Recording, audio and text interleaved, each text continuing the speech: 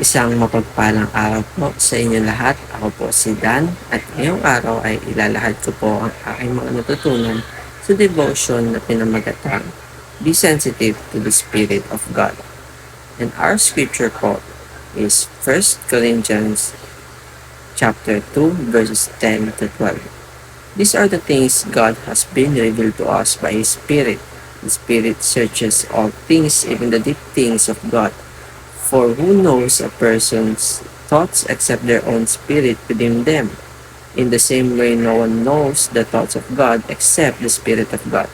What we have received is not the spirit of the world, but the Spirit who is from God, so that we may understand what God has freely given us. Sa verse na ito ay may tatlong katuruan according to the teachings ni Pastor Russell, and first of it is God imparted Himself to us. So God has chosen to reveal His truths to us through His Spirit, meaning to say that the knowledge and wisdom of God, which might otherwise be beyond human comprehension, are made accessible to us because of the Holy Spirit's presence within us.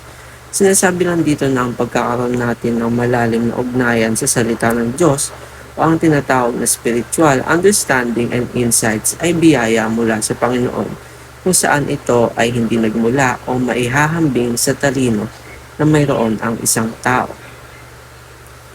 Second is we have the mind of Christ.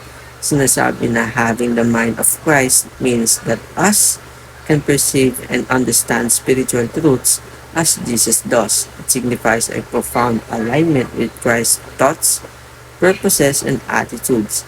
At dito din ang nagiging tulay natin upang tayo bilang mananampalataya sa Diyos ay nagkakaroon ng kakayahang gumawa ng mga bagay na naaayon sa kagustuhan ng Diyos. Nagagawa natin ito dahil binigyan tayo ng kaalaman na ito sa tulong ng Spirit or the Spirit of God. Third, our deepest intimacy is with God, meaning to say that the Holy Spirit facilitates a personal and profound relationship with God.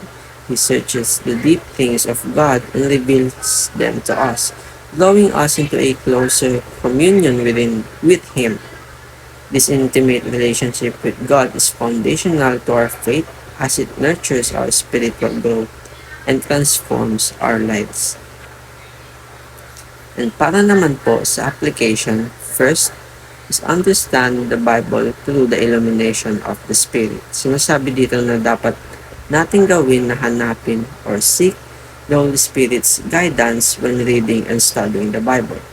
Pray for the illumination and understanding so that the scriptures become alive and their meaning becomes clear, and by that po, it ensures that our interpretation and applications of God's Word are accurate and spiritual enriching.